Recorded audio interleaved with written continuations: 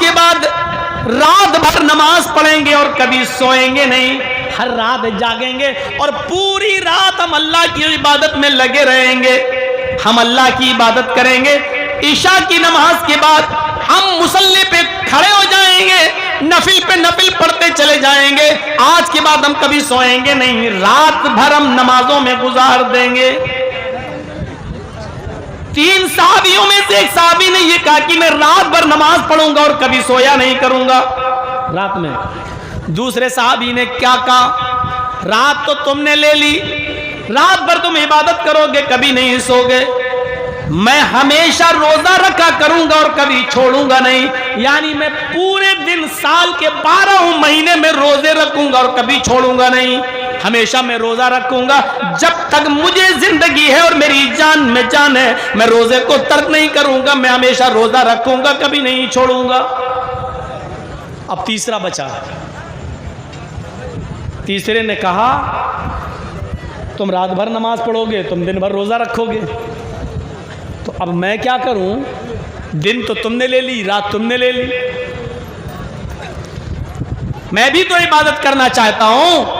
تو تیسرے نے بڑا عجیب ایک عبادت کا ایک تیسرا طریقہ، اس نے کہا انا اعتزل النساء فلا تزوج، میں رات میں نماز پڑھوں گا اور دن میں روزہ بھی رکھوں گا، دن میں روزے رکھوں گا اور رات میں نماز پڑھوں گا، اور بیوی سے الگ تھلگ ہو جاؤں گا، بیوی کے قریب ہی نہیں جاؤں گا، یا میں نکاح نہیں کروں گا، میں شادی نہیں کروں گا، شادی کروں گا تو بیوی کے قریب جانا پڑے گا، بیوی کے قریب جائیں گے تو بچے ہوں گے، بچے ہوں گے تو پھر بچوں کے لیے کماؤ اور ان کے لیے محنت کرو، مزدوری کرو، ان کو پال پوس کے بڑا کرو، تو عبادت کا ٹائم ہمیں بیوی بچوں کی پرورش میں گزارنا پڑے۔ تو انا اعتزل النساء فلا اتزوج، میں نکاح ہی نہیں کروں گا، یا میں شادی نہیں کروں گا، یا میں بیوی سے الگ تھلگ ہو جاؤں گا، رات بھر نماز پڑھوں گا اور دن بھر عبادت کروں گا، روزے رکھوں گا۔ یہ تیسرے نے اپنا طریقہ بتایا۔ تو 3 صحابی 3 جگہ بٹ گئے، ایک نے کہا میں رات بھر نماز پڑھوں گا، دوسرے نے کہا میں دن میں روزہ رکھوں گا کبھی چھوڑوں گا نہیں، تیسرے نے کہا میں رات میں نماز بھی پڑھوں گا اور دن میں روزہ بھی رکھوں گا اور بیوی کے قریب نہیں جاؤں گا۔ 3 لوگوں نے 3 قسم کی باتیں کہیں۔ رات بھر میچ کھیلنے والوں، جناب محمد الرسول اللہ کو جب اس بات کا علم ہوتا ہے کہ 3 صحابہ ایسا ایسا بولے، تو آپ ان تینوں کے پاس گئے، آپ ان تینوں کے پاس تشریف لے گئے، اور جب ان تینوں کے پاس گئے تو آپ نے ان سے پوچھا انتم الذی قلتم کذا و کذا، یہ ہے بخاری شریف کتاب النکاح کے الفاظ، یہ ہے بخاری کی حدیث کتاب النکاح کے الفاظ، سمعت انتم الذی قلتم کذا و کذا، میں نے سنا ہے، کیا تم ہی وہ لوگ ہو جو ایسا ایسا کہہ رہے تھے، کیا تم ہی وہ لوگ ہو جو یہ کہہ رہے تھے کہ میں رات بھر نماز پڑھوں گا، کیا تم ہی میں سے وہ شخص موجود ہے جو کہہ رہا تھا میں دن بھر روزہ رکھوں گا، کیا تم ہی میں سے کوئی شخص ایسا ہے جو یہ کہہ رہا تھا کہ میں بیوی اور بچوں کے قریب نہیں جاؤں گا، رات میں نماز بھی پڑھوں گا اور دن میں روزہ بھی رکھوں گا؟ قالوا بلا، ہاں کیوں نہیں، ہم نے کہا۔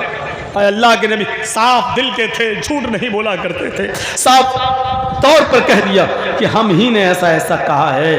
اللہ کے رسول نے ان تینوں سے کیا کہا؟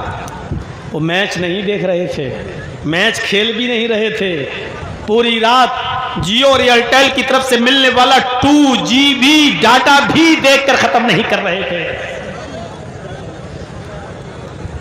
بلکہ نماز پڑھنے کی بات اور روزہ رکھنے کی بات انہوں نے کہی تھی، نیک کام کرنے کی بات انہوں نے کہی تھی، لیکن اللہ کے رسول نے اس سے بھی منع کر دیا اور فرمایا نہیں، تم رات بھر نماز پڑھنا چاہتے ہو، کہاں نہیں، تم ایسا نہیں کر سکتے، تم دن بھر روزہ رکھنا چاہتے ہو ہمیشہ، تمہارے لیے یہ کام بھی غلط ہے، نہیں کر سکتے۔ اور اے حضرت جی، تم بیوی بچوں کو چھوڑو گے، رات میں نماز اور دن میں روزہ، ہاں، تو کہا کہ اچھا ایک بات بتاؤ، اللہ سے تم زیادہ ڈرتے ہو یا میں؟ صحابہ بولے اللہ کے نبی ہم کہاں، آپ سے زیادہ کون اللہ سے ڈرنے والا ہوگا، آپ زیادہ ڈرتے ہیں، اللہ کا خوف تمہیں زیادہ ہے یا مجھے؟ نہیں، آپ کو زیادہ ہے۔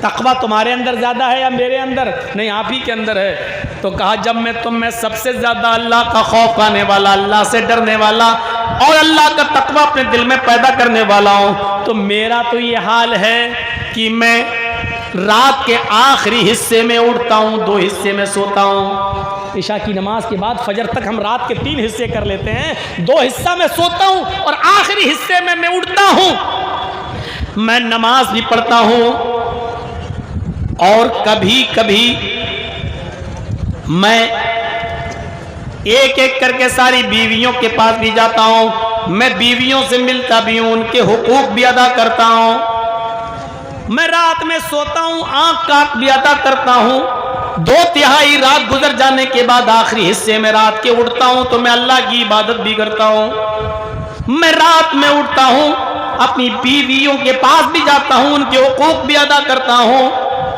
میں مہینے میں کچھ دن نفلی روزے بھی رکھتا ہوں اور چھوڑتا بھی ہوں، میرے پاس بیوی ہے، میں بیوی کے پاس بھی جاتا ہوں، میں دن میں روزہ رکھتا بھی ہوں اور چھوڑتا بھی ہوں، میں رات میں سوتا بھی ہوں، اور 2/3 رات گزر جانے کے بعد رات میں اٹھ کر میں اللہ کی عبادت بھی کرتا ہوں۔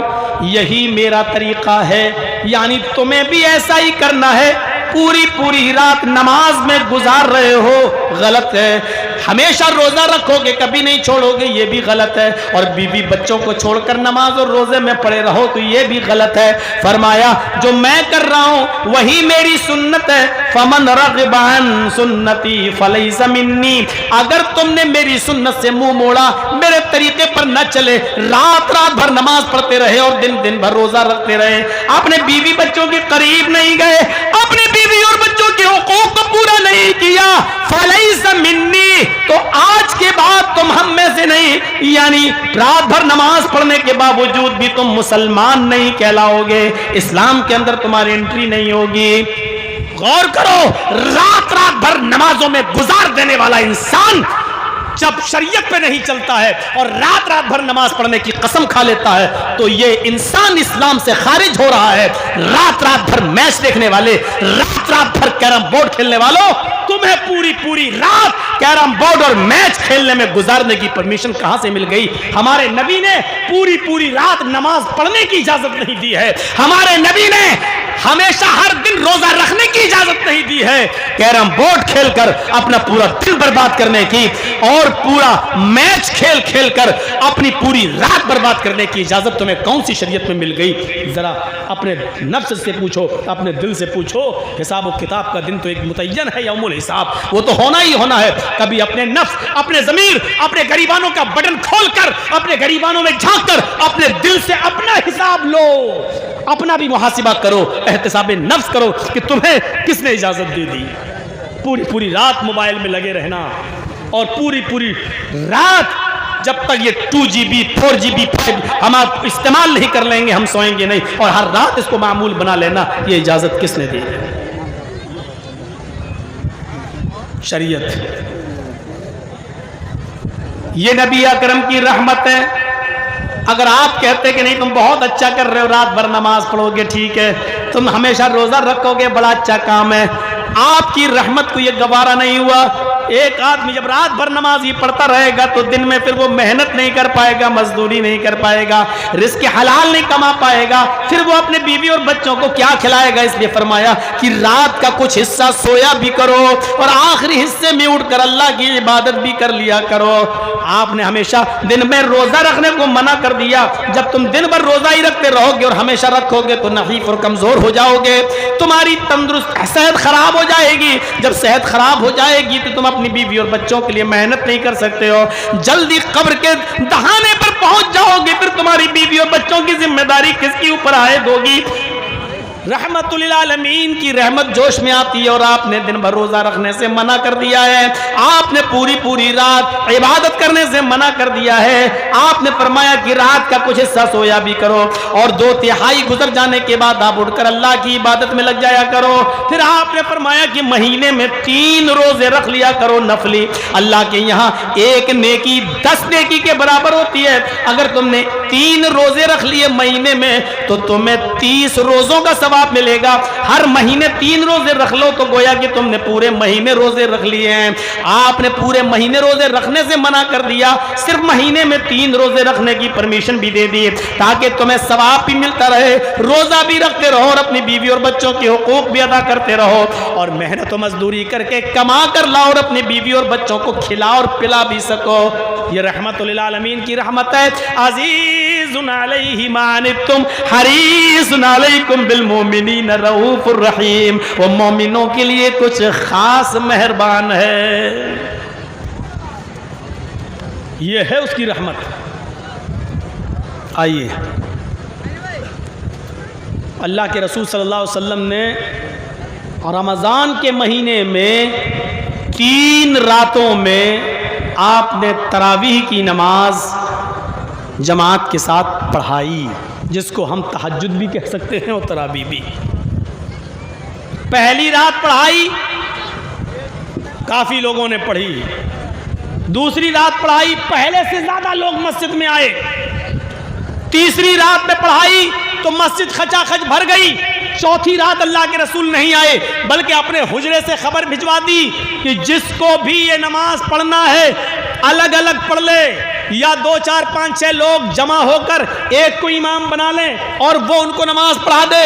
جس کو پڑھنا ہو اپنے گھر میں بھی پڑھ سکتا ہے. میں نہیں پڑھاؤں گا. صبح جب اللہ کے نبی واپس آئے، لوگوں نے کہا اللہ کے رسول اچھا لگ رہا تھا جب آپ جماعت کے ساتھ تراویح کی نماز پڑھا رہے تھے.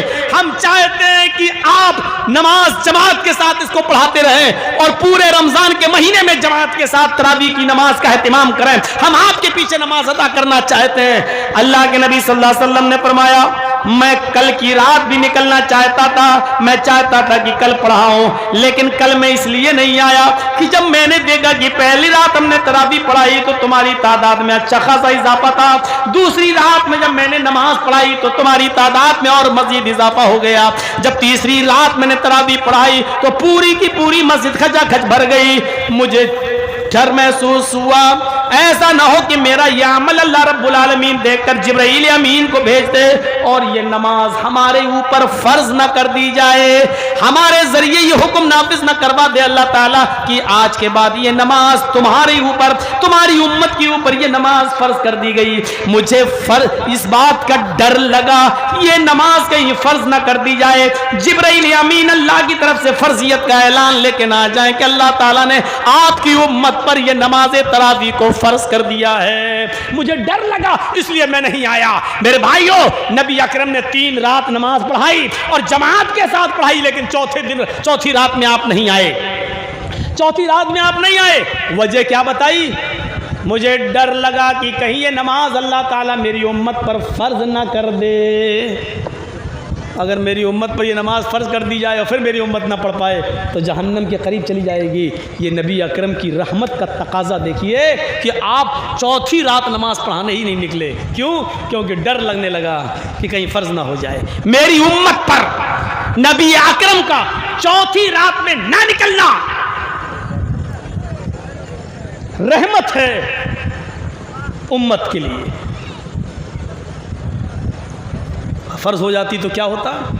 مسواک فرض ہو جاتی تو کیا ہوتا؟ رات رات بھر عبادت اور دن دن بھر کے روزے فرض کر دیے جاتے. اللہ کے رسول کہتے تھے نہیں بہت اچھا کرو، آج بہت اچھا عمل کرو، تو کیا ہوتا؟ ہم کہاں ہوتے آج؟ یہ صورتحال دیکھیے، اپنے ضمیر سے پوچھئے، اپنے دل سے پوچھئے. قرآن نے کتنی صحیح فضیلت بیان کی محمد رسول اللہ کی. حریص علیکم بالمؤمنین رؤوف الرحیم. وہ مومنوں کے، مسلمانوں کے فائدے کے بڑے متمنی رہتے ہیں اور مومنوں کے ساتھ ان کی رحمت کچھ خاص ہے. کتنی خاص رحمت ہے. آئیے ایک اور چیز بتائیں، اور بہت پیاری چیز. اور سنیے، اللہ کے نبی فرماتے ہیں کہ اللہ تبارک و تعالیٰ نے آدم علیہ السلام سے لے کر محمد الرسول اللہ تک، مجھ تک سارے نبیوں کو جب بھی اس دنیا میں بھیجا تو ان کو ایک اختیاری دعا دی. اختیاری دعا سمجھتے ہو؟ اختیاری دعا دی کہ ہم تمہاری ساری دعائیں قبول کریں یا نہ کریں یہ میری مرضی، لیکن ایک دعا کا اختیار دیتا ہوں، تم مانگو، تمہاری وہ ہم ضرور سنیں گے. اس کو کہتے ہیں اختیاری دعا. ایک دعا ہم ضرور سنیں گے تمہاری، جو بھی تم مانگنا چاہو مانگو. آدم علیہ السلام نے مانگی اور آدم علیہ السلام سے لے کر عیسیٰ علیہ السلام تک سارے نبیوں نے وہ اختیاری دعا مانگی. اللہ کے نبی فرماتے ہیں اللہ تعالیٰ نے ہر نبی سے کہا مانگو ہم تمہیں دیں گے. سارے نبیوں نے جلدی کر لی. اللہ تعالیٰ نے دنیا میں اختیار دیا تھا کہ مانگو, ایک دعا ہم تمہاری ضرور سنیں گے, تمہاری مرضی جو مانگو گے ہم تمہیں دیں گے. سارے نبیوں نے مانگ لی. جب مجھے نبی بنا کر دنیا میں بھیجا تو اللہ تعالیٰ نے ایک اختیاری دعا مجھے بھی دی. اے محمد صلی اللہ علیہ وسلم مانگ لیجیے آپ بھی دنیا میں کیا مانگنا چاہتے ہیں. آپ کو بھی اختیار ہے. میں نے سارے نبیوں کو ایک اختیاری دعا دی اور ان کی سنی, ان کو اس دنیا میں نوازا. آپ کو بھی ایک اختیاری دعا دے رہا ہوں, جو مانگیں گے ہم دیں گے. بتائیے کیا چاہیے. اللہ کے نبی نے اس کا ذکر حضرت عائشہ صدیقہ سے کیا کہ اللہ تعالیٰ نے آج مجھے اختیاری دعا دی ہے. حضرت عائشہ خوش ہو جاتی ہیں اور کہتی ہیں اے اللہ کے نبی موقع اچھا ہے, آئے میرے پیارے شوہر موقع بڑا اچھا ہے. جب اللہ نے اختیاری دعا دی ہے تو آپ اللہ سے سونا مانگ لو, چاندی مانگ لو, ایسی چیز مانگ لو کہ ہمیں زندگی بھر پیٹ پہ پتھر نہ باندھنا پڑے, ہمیں فاقے نہ کرنا پڑے, ہمیں مصیبتیں نہ جھیلنا پڑے. اللہ کے نبی فرماتے ہیں کہ اگر میں اس موقع پر اللہ سے یہ کہتا کہ اللہ اس احد پہاڑ کو میرے لیے سونے کا پہاڑ بنا دے, جہاں میں چلنا چاہوں چلوں, اور یہ پہاڑ بھی میرے ساتھ چلیں, تو اللہ تعالیٰ میرے لیے اس احد پہاڑ کو بھی سونے کا بنا دیتا. کعبے کی رب کی قسم جہاں میں چلتا وہ پہاڑ بھی سونے کا میرے ساتھ ساتھ چلتا.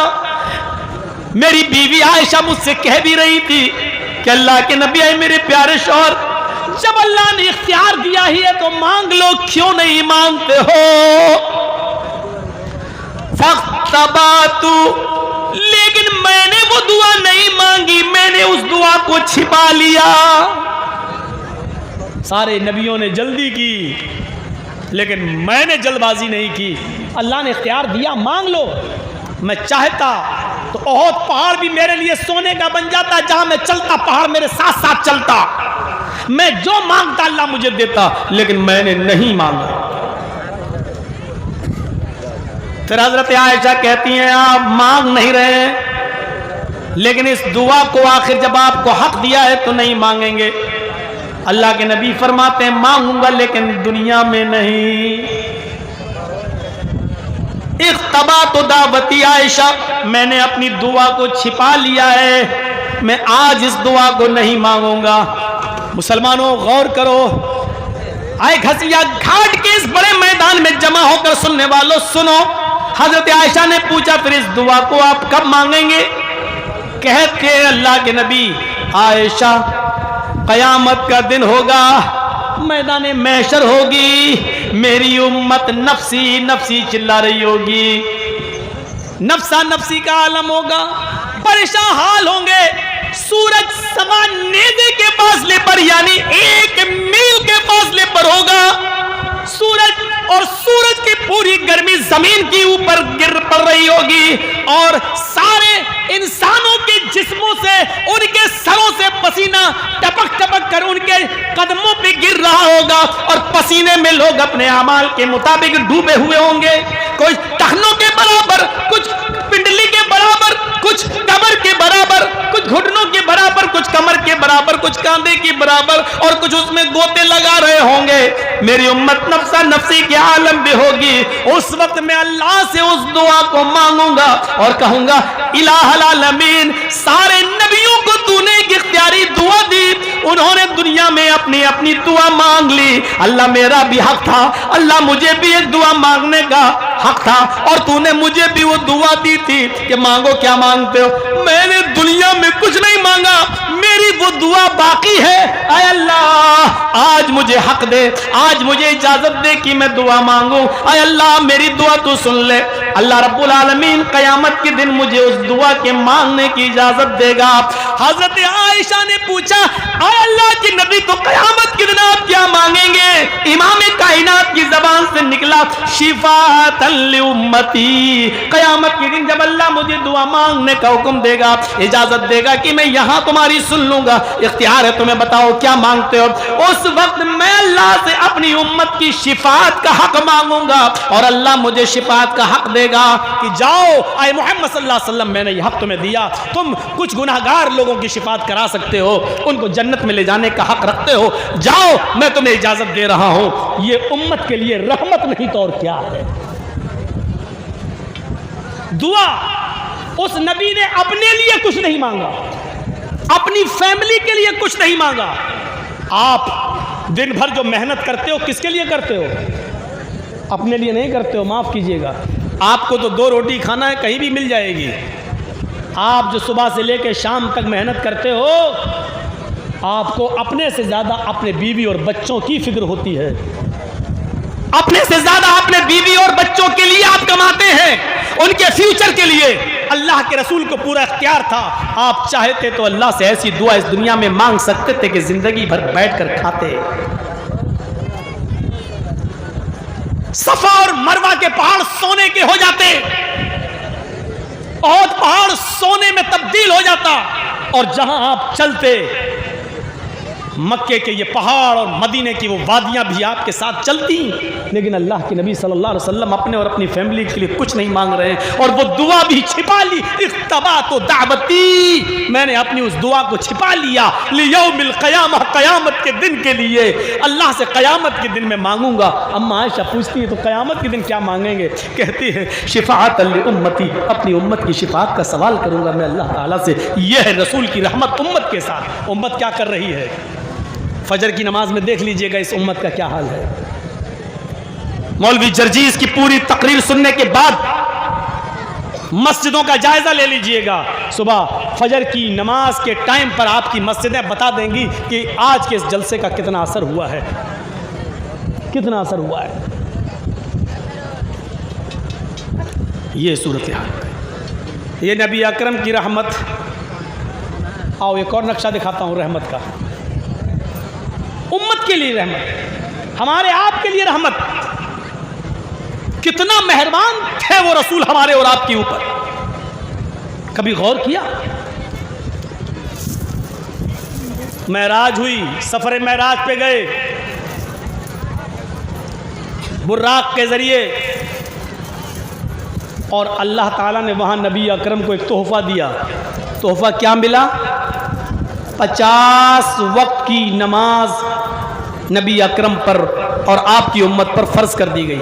ज़रा नक्शा देखिए, अल्लाह के रसूल सल्लल्लाहु अलैहि वसल्लम को क्या मिला? अल्लाह ने क्या दिया? जाओ ऐ मोहम्मद, आप और आपकी उम्मत पर 50 वक्त की नमाज मैंने फ़र्ज़ कर दी। बड़े खुश, 50 वक्त की नमाज का तोहफा मिला है। लेके चले आ रहे हैं, लेके चले आ रहे हैं। चौथे आसमान पर पहुंचते हैं, मूसा अलैहिस्सलातु वस्सलाम से मुलाकात हो जाती है। मूसा अलैहिस्सलातु वस्सलाम ने कहा, आए मोहम्मद सल्लल्लाहु अलैहि वसल्लम, अल्लाह ताला की तरफ से आपको जो तोहफ़ा मिला है वो तोहफ़ा क्या है? तो मूसा अलैहिस्सलातु वस्सलाम ने पूछा तो अल्लाह के नबी ने कहा, हमारी उम्मत पर अल्लाह रब्बुल आलमीन ने 50 वक्त की नमाजें फ़र्ज़ कर दी हैं। अल्लाह के नबी ने कहा, कितने वक्त की नमाज? मूसा अलैहिस्सलाम ने कहा, कितने वक्त की नमाज? अल्लाह के नबी फरमाते हैं 50 वक्त की नमाज।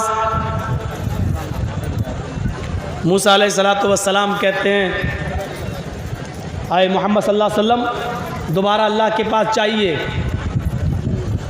50 वक्त की नमाज बहुत ज़्यादा हैं। लेकिन अल्लाह के नबी क्या कह रहे हैं? नहीं, 50 वक्त की नमाज बहुत ज़्यादा नहीं है, हम और हमारी उम्मत पढ़ लेगी। फिर मूसा अलैहिस्सलाम ने यहाँ एक जुमला कहा जो हदीस की किताबों में इस तरीके से दर्ज है, इन्ना उम्मतक ला तुतीख, मोहम्मद आप पढ़ लेंगे, आपकी उम्मत 50 वक्त की नमाज नहीं पढ़ सकती। जुमले पर गौर कीजिए, इन्ना उम्मतक ला तुतीख, आपकी उम्मत के अंदर 50 वक्त की नमाज पढ़ने की ताकत नहीं है। मूसा, तुम भी नबी बनकर गए थे, तुम्हें तजर्बा है, तुम्हारी उम्मत का हाल तुम्हें मालूम है, क्या मेरी उम्मत 50 वक्त की नमाज नहीं पढ़ पाएगी? موسیٰ علیہ السلام نے کہا نہیں، پھر گئے اللہ کے پاس۔ آپ دیکھ رہے ہیں اللہ نے 50 وقت کی نماز بھی لے کے چلے آئے۔ موسیٰ نے کہا 50 وقت کی نہیں پڑھ سکتی آپ کی امت کا نام سنا، اے اللہ جب میری امت 50 وقت کی پڑھ نہیں سکتی تو پھر کیا فائدہ، پھر تو میری امت جہنم میں چلی جائے گی، میں کیسے دیکھ لوں گا اپنی امت کو جہنم میں جاتے ہوئے۔ امت کا نام سنا تو اللہ کے پاس دوبارہ گئے۔ اللہ نے کہا محمد اب کیا ہوا؟ اللہ 50 وقت کی زیادہ ہے۔ اچھا کنسیشن چاہتے ہو، ڈسکاؤنٹ، نماز میں کمی چاہتے ہو؟ جی اچھا جاؤ میں نے 10 وقت کی کم کر دی، 40 تو ٹھیک ہیں؟ ہاں 50 بار یہ واقعہ سنا ہوگا، آئیے ذرا ہم سے سنیے۔ پھر آئے، پھر اسی آسمان پر موسیٰ علیہ السلام مل گئے۔ اللہ نے کم کیا؟ ہاں کیا، ماشاء اللہ۔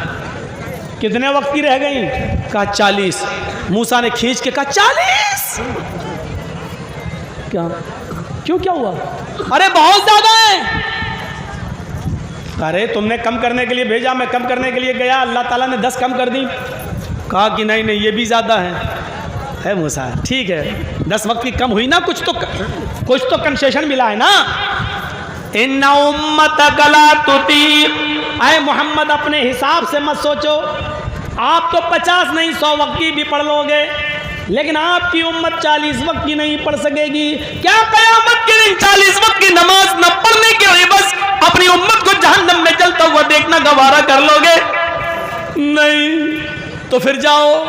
پھر گئے، اللہ نے کہا ارے اب کیا ہوا؟ اللہ 40 بھی زیادہ ہیں۔ اچھا تو اور کم کر دوں؟ ہاں اچھا جاؤ 10 اور کم کر دیا، 30 وقت کی۔ پھر آئے موسیٰ، ہاں آدھی کے قریب ہو گئی، 50 میں سے 20 چلی گئی، 30 رہ گئی۔ کہا 30؟ دیکھو موسیٰ اب مت کہنا زیادہ ہے۔ ہاں ہے، آپ اپنے حساب سے سوچ رہے ہو، لیکن ہمارا تجربہ کہتا ہے کہ آپ کی امت 30 وقت کی نماز بھی نہیں پڑھ پائے گی۔ موسیٰ کا تجربہ دیکھیے، اللہ کے نبی کہتے ہیں موسیٰ تم کہہ رہے ہو تو ایک بار اور چلا جاتا ہوں۔ اللہ نے کہا اب کیا ہوا؟ کہ اللہ 30 بھی زیادہ ہیں۔ اچھا جاؤ 10 اور کم، 20۔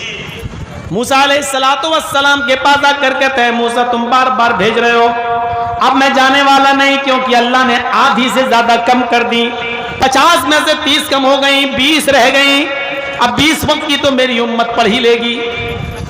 موسیٰ علیہ السلام کہتے ہیں یہی تو پرابلم ہے اے محمد صلی اللہ علیہ وسلم، میرا تجربہ کہتا ہے کہ آپ کی امت 30 وقت کی 20 وقت کی بھی نہیں پڑھ پائے گی۔ ایک تجربے کار نبی کی بات ہے، اس لیے میں آپ کو ایک بار اور بھیجتا ہوں کہ چلے جائیے اور اللہ تبارک و تعالیٰ سے ریکویسٹ کیجئے، اللہ رب العالمین سے گزارش کیجئے، ان امتک لا تطیق، آپ کی امت 20 وقت کی نماز پڑھنے کی بھی طاقت نہیں رکھتی۔ اللہ کے نبی پھر گئے، اللہ نے کہا کیا اب کیا ہوا؟ 50 میں سے 30 کم کر دی، 20 رہ گئی، پھر اللہ اور کم کر دو، زیادہ ہے یہ بھی۔ اچھا جاؤ 10 اور کم کر دی،